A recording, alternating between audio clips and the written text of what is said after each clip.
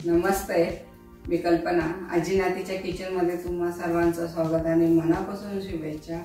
आता राखी पौर्णिमा जवळ आली तर राखी पौर्णिमेसाठी आपण नारळी भात बनवतो. हा पारंपरिक पदार्थ आहे. हा घरोघरी बनवला जातो. सगळ्या मुलींना सांगते की हा नारळी भात करायला एकदम सोपा आहे. मी दाखवते. सगळ्यांनी कमेंट केल्या होत्या की तुमच्याकडनं आम्हाला नारळी भात शिकायचा आहे, तर मी आज तुम्हाला नारळी भात करून दाखवणार आहे. तुम्हाला जर ही रेसिपी आवडली असेल तर लाईक करा, कमेंट करा, सबस्क्राईब करा. तर आता चला रेसिपीला सुरुवात करते. काय काय साहित्य घेतले ते दाखवते. मी या वाटीने 2 वाट्या तांदूळ घेतलेला आहे. त्याच्या 1 वाटी गूळ घेतलाय.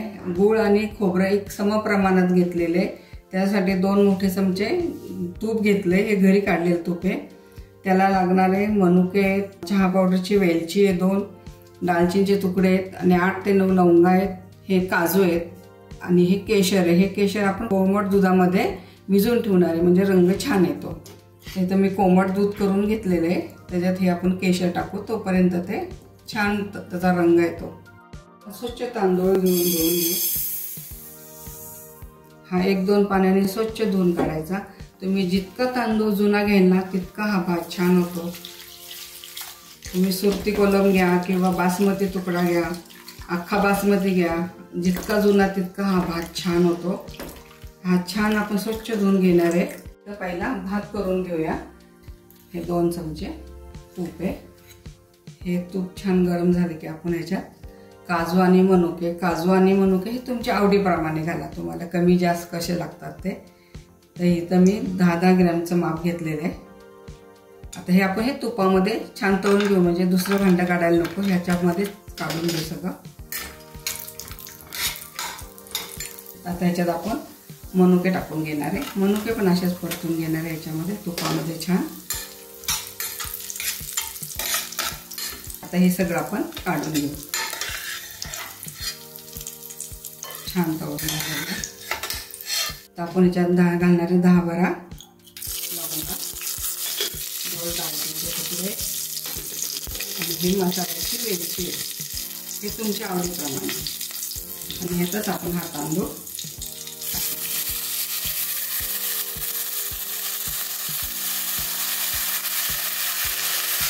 छान तांदूळ असा परतून घेतला ना भात चांगला मोकळा सळसळीत होतो आणि एकदम पांढऱ्या शुभ्र भात होतो.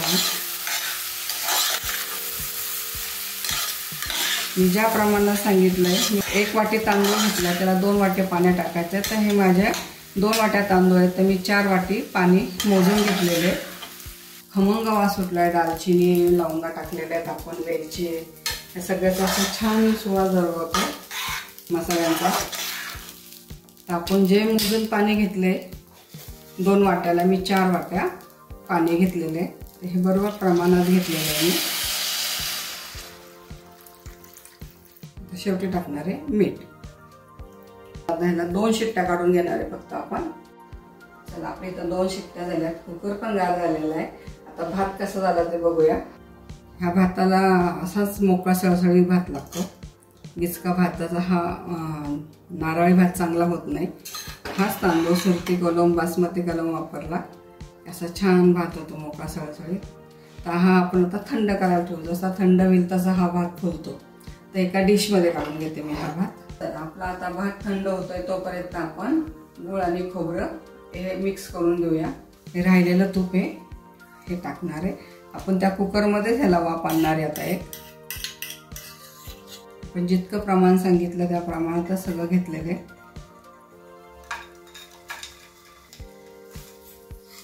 तुम्ही गुळाच्या ऐवजी साखर पण वापरू शकता. साखरेचा पण भात छान होतो. पण इथं मी गूळ घेतलेला आहे. फक्त विरघळवायचं आपल्याला. गूळ विरघळून झालाय. त्यातच आपण जेवढा गूळ तेवढंच खोबरं घेतलं होतं, ते पण खोबरं आपण ह्याच्यात गुळात टाकणार आहे आणि हे छान मिक्स करून घेणार आहे. जे काजू आणि मनुके तळून घेतले होते ते पण आपण ह्याच्यात टाकणार आहे. आता ह्याच्यामध्ये आपण थंड केलेला भात टाकणार आहे.